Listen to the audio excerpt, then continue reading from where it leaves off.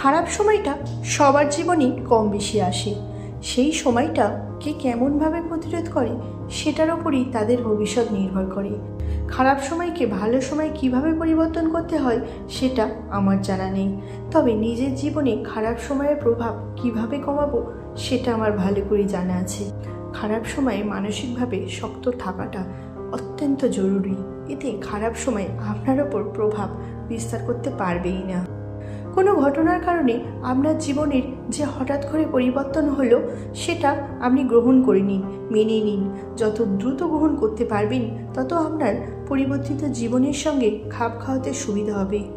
সব নেতিবাচক ঘটনার ভেতরেও কিছু ইতিবাচক বিষয় তো থাকবেই, যেমন আর্থিক সচ্ছলতা, বন্ধুবান্ধব, পরিবার, এসব থেকে মনে শক্তি যোগান। পরিবার বা কাছের বন্ধুবান্ধবদের সাথে সময় কাটান, তাদের কাছে আপনার সমস্যার কথা খুলে বলুন, দেখবেন মনটা আপনার হালকা হয়ে গেছে।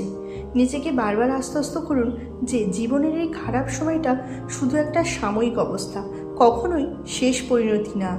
জীবনের কোনো কিছুই যেমন স্থায়ী হয় না, তেমনই খারাপ সময়টাও অবশ্যম্ভাবীভাবে একদিন শেষ হবে।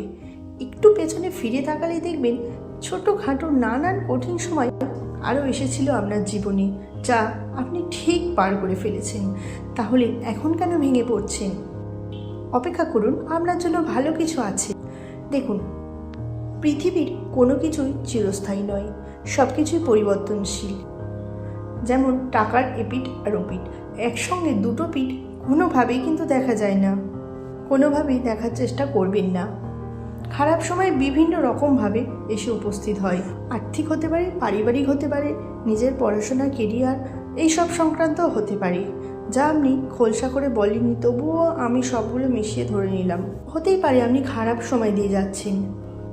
মাথা ঠান্ডা রাখুন, ধৈর্য ধরুন, তবে ঈশ্বরের কাছে প্রার্থনা করুন যেন আপনার দিনগুলো সহজেই পরিবর্তন হয়ে যায়। আমাদের জীবনে খারাপ সময় আসে ভালো কোনো হাওয়া বয়ে আনার জন্য। সমস্ত ঝড় একদিন ঠিক থেমে যাবে। পৃথিবীর কোনো কিছুই কিন্তু চিরস্থায়ী নয়। খারাপ সময়ের সঠিক কারণটা বের করুন, এই কথাটা মনের মধ্যে গেঁথে নিন। Stay hungry, stay foolish. চোখ কান খুলে মুখ বন্ধ রাখুন, একা কোথাও ঘুরতে বেরিয়ে পড়ুন, ভাবুন, হাঁটুন এবং ভাবুন, হাঁটুন, সমাধান আপনার ঠিক বেরোবে।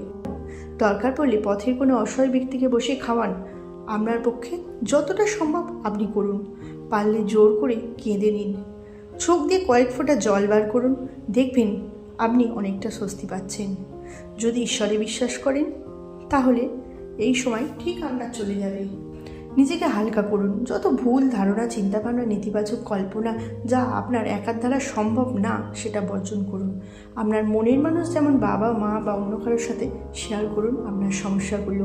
বিশ্বাস করুন বর্তমানটাকে, অতীতের সব কিছু ঠিক হয় না।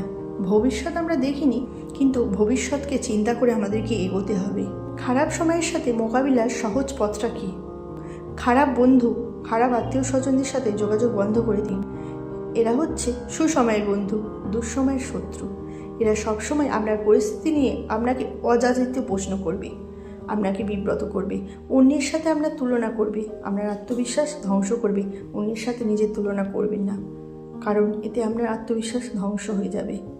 সহপাঠী, সহকর্মী, বন্ধু এরা কি করছে কোনো খোঁজ রাখবেন না। সম্ভব হলে ফেসবুকে এদের ব্লক করে দিন। ব্লক করা সম্ভব না হলে নোটিফিকেশান অফ করে দিন। ধৈর্য ধরুন, আপনি একদিন সফল ঠিক হবেন। ধৈর্য ধরুন, আপনার একদিন সঠিক সময় ঠিক আসবে। চেষ্টা চালিয়ে যান, কোনো কিছুতেই থেমে যাবেন না। যেখানে ব্যর্থ হয়েছেন ঠিক সেখান থেকেই শুরু করুন। ঠিক আপনার জীবনে যতটা খারাপ সময় আসুক না কেন, আপনি আনন্দে থাকুন, দেখবেন এই দিন শীঘ্রই ফুরিয়ে এসেছে। শেষে একটাই কথা বলবো, ধৈর্যটা রাখুন, ভালো কর্মের মাঝে নিজেকে বেছে নিন, উপকার করে প্রত্যাশা করা ছেড়ে দিন। আমার ভিডিওগুলো ভালো লাগলে লাইক, শেয়ার ও সাবস্ক্রাইব করে আমার পাশে থাকবেন।